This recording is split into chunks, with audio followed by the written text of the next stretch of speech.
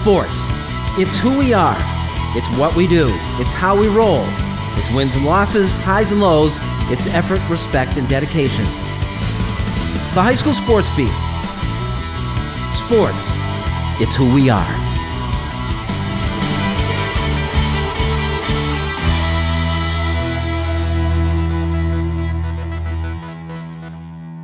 Hello everyone and welcome to the High School Sports Beat.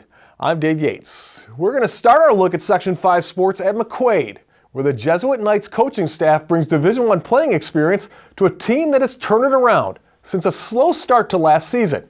Now the Knights are on a crusade to bring home another sectional title. Here's Paul Gotham.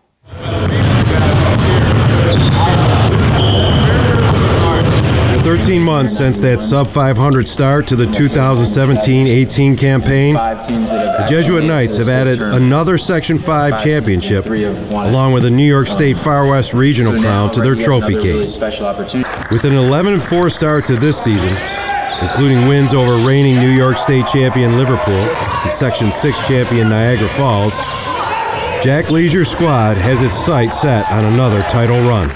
Well, I think we have a group right now that has kind of experienced a run where we had to do it by becoming selfless and putting the team first, and so we have a bunch of guys that experience that, so that really helps to have had that success and that affirmation. Guiding the McQuaid program is a coaching staff with unparalleled Division I playing experience. Leisure, who played college basketball at Division I Coastal Carolina, is joined by former high school teammates Ryan Patinella and Marty O'Sullivan. Patinella started his college career at the University of Pennsylvania before finishing at Virginia. O'Sullivan played 4 years at Division I Fairfield University. We're all really, the basketball and the team is really important, so we're talking about it all the time. And, my dad's a realtor full-time, and all I get is voicemails from him all day on his thoughts about the team, so everybody's very bought in and very invested in the team, and to have a bunch of guys with a lot of experience, a lot of playing experience, Well, there's 3 Division I players who came here who won a state championship, I think 3 sectionals back-to-back, so it's kind of just like, wow, I get to be around winners all the time, and they just have winning mentality, which is going to carry down to the rest of the team. So being around them brings a lot out of us, and it carries on to us with the winning mentality and just keeping a mentality of winning, just knowing that, hey, we lost this game, but the next one we're going to improve and we're going to do better, and we're just going to come back as a better team. It's awesome. Every time we watch film, there's stuff all 3 of them see. They're all pointing stuff out, and stuff that we would never know or realize, and it makes sense. And they're just giving us the recipe to win, and we just got to go out there and execute that. Leisure has made the emphasis less about game results and more about each individual play and what can be done in any given sequence. This has allowed the players to grow and understand the game. It's really easy to get so caught up in all the different things that need to happen over a course of a game, over the course of a season, and if you can simplify your mindset to just this practice, this drill, this possession, I think it's a lot easier. But that's a challenging thing, and it takes some maturity and some experience to embrace that, I think. A lot of times you win games and you didn't get better, and you didn't do the things you needed to do, and then you lose games and you improved and you made strides as a group. And so we've been really trying to focus on that, because if the mindset is on that process and building and trying to get better in every practice and every game, then you're going to continue to progress as a group. But on the other hand, everyone's a competitor and you just want to win too. So it's a hard thing, and I think that these guys have been really trying to get better over the last 12 months, and I think that's been the key to us having some success. I think for us early on, it was one of the key things we had to focus on was being unselfish and being a team and focusing on the team and not individual stats. I think we've all just learned our roles, and I think that's why we've been so successful against other teams. We're just taking pride in ourselves because we know the moment we let up is the moment everything goes downhill. So we've just been taking it one game at a time. For Leisure, though, the opportunity to be the head coach of the McQuaid basketball program is a chance to honor the memory of longtime former Knights coach Joe Marchese. I feel very honored to be able to be the coach, and what I say to these guys is let's honor what Coach Marchese has built, and so we're myself and Coach Ryan and Coach Marty and Coach my dad, Coach Rick, are all sort of just trying to carry on the tradition that was built here. In a 19-year career, the late Joe Marchese won 8 Section 5 titles and 3 New York State championships, including the 2003 team with Leisure, O'Sullivan, and Patinella on it. They would tell us how practice would go and how hard they used to play and all the wins they used to have, and they're just translating all this stuff that they learned from him to us, and they want us to succeed as well as they did with him, and so we're just going out there and playing hard just for McQuaid and for our coaches and for Marchese. It's nice to keep his winning legacy going, because there was a good time after him, once he retired, that we didn't win for a long time. So it felt good to just know that we're carrying on his legacy and him winning, because Jack was his player and Jack is now taking over as a coach, and he's carrying on his winning mentality. I think the way how we honor Coach Marchese is win another sectional title, win another regional title, and the main goal is to win states. And I think that would mean a lot for Coach Marty, Coach Ryan, and Coach Leisure, because they were so close with that coach. And if we were put in, Coach Leisure's shoes, if one of our coaches died, I feel like we would have a chip on our shoulders. So I think that's how we collect ourselves now. Let's go. I work on 3, 1, 2, 3. I work. From McQuaid High School, this is Paul Gotham with the High School Sports Beat.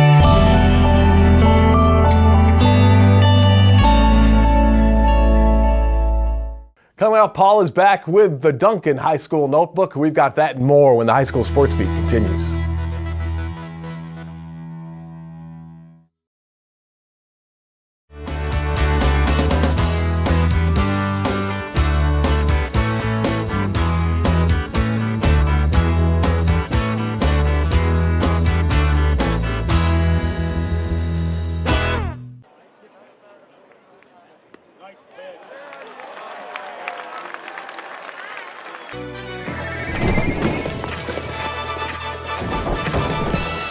Get 2 for $2 egg and cheese wraps, 2 for $4 bagels with cream cheese spread, and 2 for $5 bacon, egg, and cheese croissants with Dunkin' Go-Tos. America runs on Dunkin'.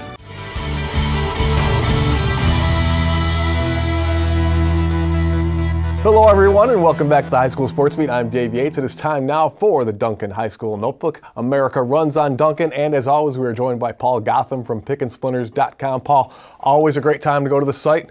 What's on there right now? We're getting ready for sectionals, the last week of regular season play. We'll carry it all the way through. Make sure you come and get your standings, your stats, your scoring leaders, your double-double leaders, everything that you're going to need to get yourself ready for the sectionals.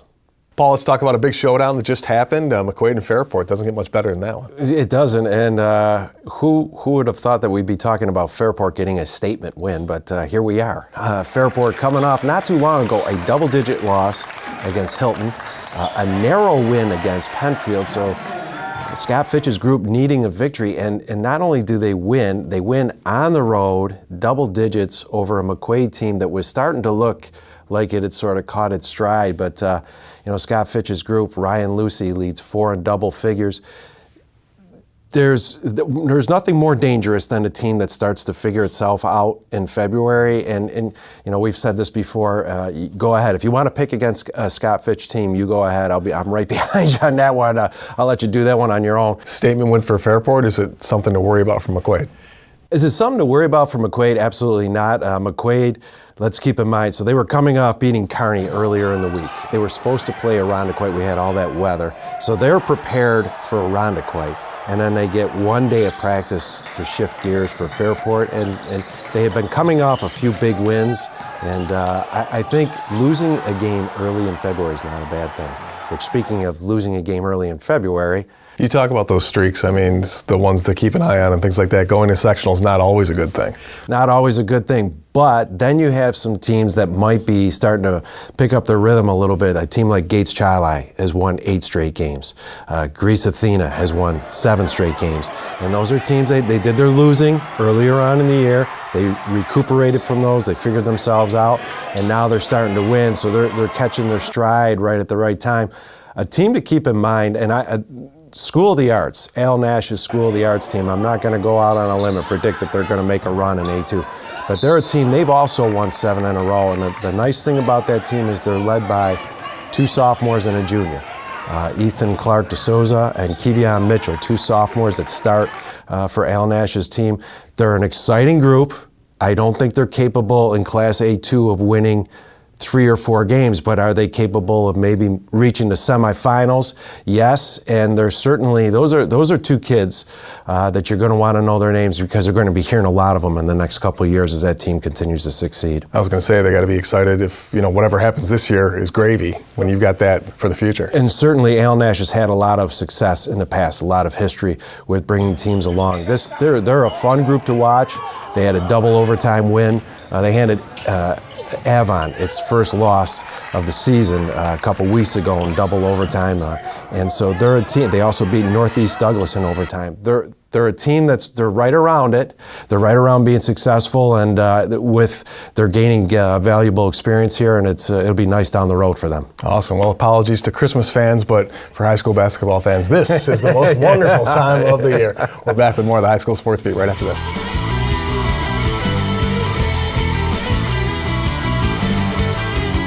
Coming up next, the Making the Grade nominee with Kyle O'Gara, and later on, the nation's best weight thrower is right here in Webster. We'll have her story when the High School Sports Beat continues.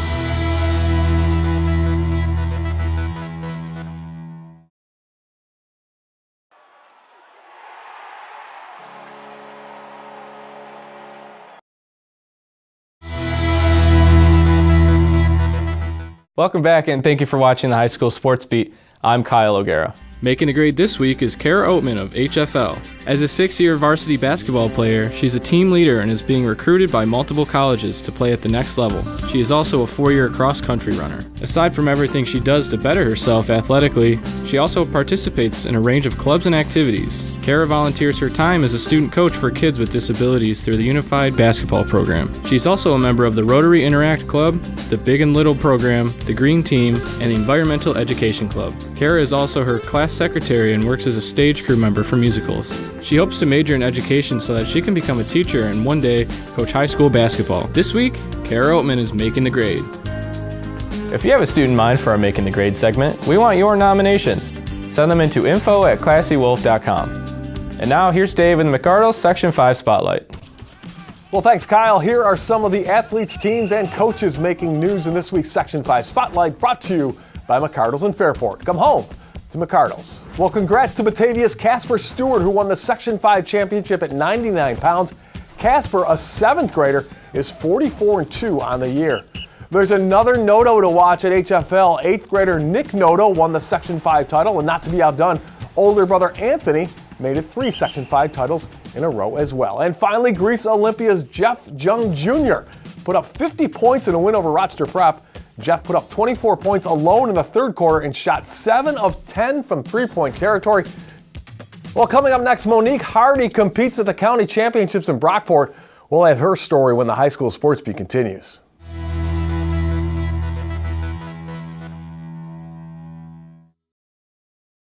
And now to Eichel. He floated one.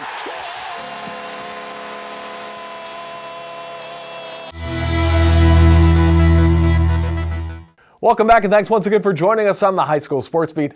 I'm Dave Yates. This segment of the High School Sports Beat is brought to you by the Injury Free Coalition and our friends at Leo's Bakery and Deli. Please remember to always wear your seatbelt in the front and back seats, and to focus only on driving when behind the wheel of a car. This message courtesy of the Injury Free Coalition for Kids Smart Teen Driving Program and our friends at Leo's Bakery and Deli. We talked about the hammer throw a few weeks ago and its impact on Section 5 track and field. It's an impact being heard around the country thanks to Webster Thomas's Monique Hardy, a true titan and the nation's top weight thrower. The next person comes in. You have 15 minutes because we have 15 ladies. If you're done any earlier, I'll start the rotation. It's not often you can watch someone perform and realize that they are the best in the nation at what they do. But when you watch Monique Hardy from Webster Thomas compete in the weight throw, that is exactly what you're seeing.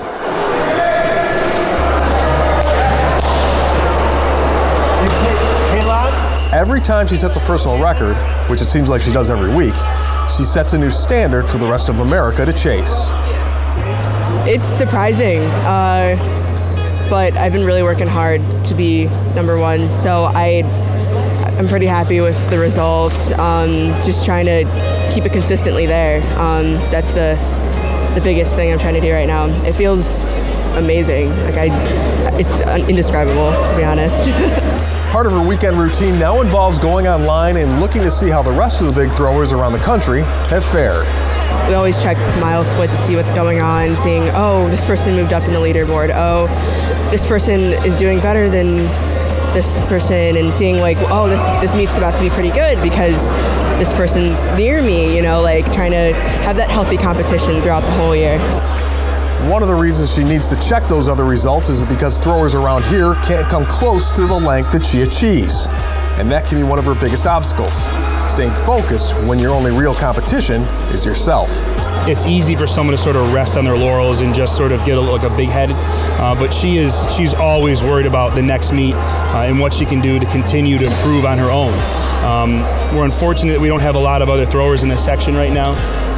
I think, sectional, she might double up the next competitor, so it's hard for her to stay focused and compete basically against herself. In order to go head-to-head with some of the better throwers in the country, Monique needs to travel to meets outside the area. It's not only good for her as a measuring stick, it also gets her used to the places she will be throwing at for the bigger events. Very important, just because each circle's different, like that's a wooden circle over there, that's a cement circle, there's more wooden circles and cement circles, and then because they're cement, they'll be faster. You gotta shift your weight a little bit more to really create those big throws at those certain circles. So. For her dad, the most rewarding part isn't just seeing her succeed like she does, but also seeing that hard work pay off and knowing that will transfer to other aspects of her life as well. I was just talking to one of the other parents, and then I was saying that the whole ideal of sports from my perspective now is that it does create a collegiate attitude in your child when they really find something, a sport that they're passionate about. It creates a mindset that I can go further and I could, go on into a collegiate career.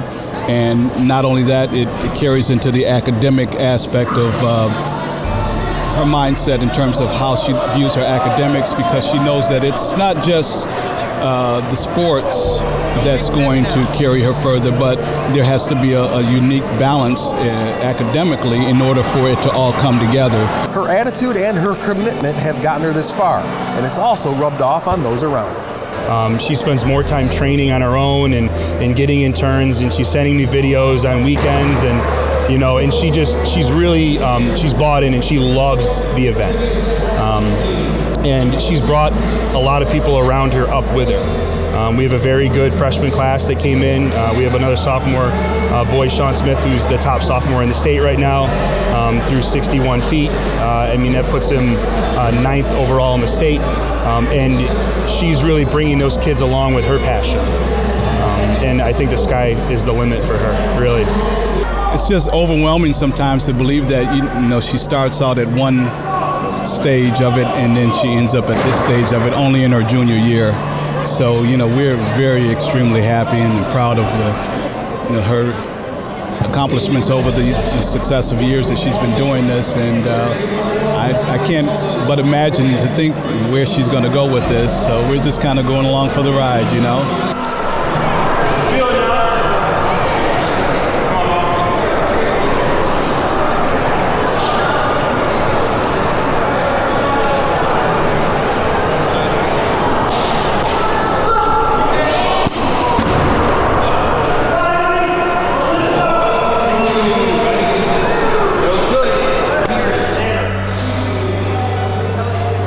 I know it's a lot of work, it's a lot of travel, it's a lot of commitment, but how much fun is it? It's so much fun. I think I did soccer before this and I had to drop it because I felt more passionate about this sport. So it's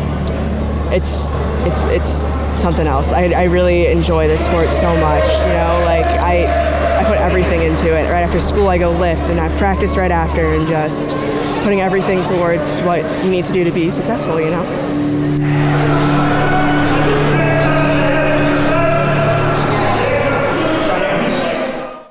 we'd like to thank our sponsors and also the athletes and coaches who make the Sports Beat possible. Thanks for watching, and we'll see you again next week.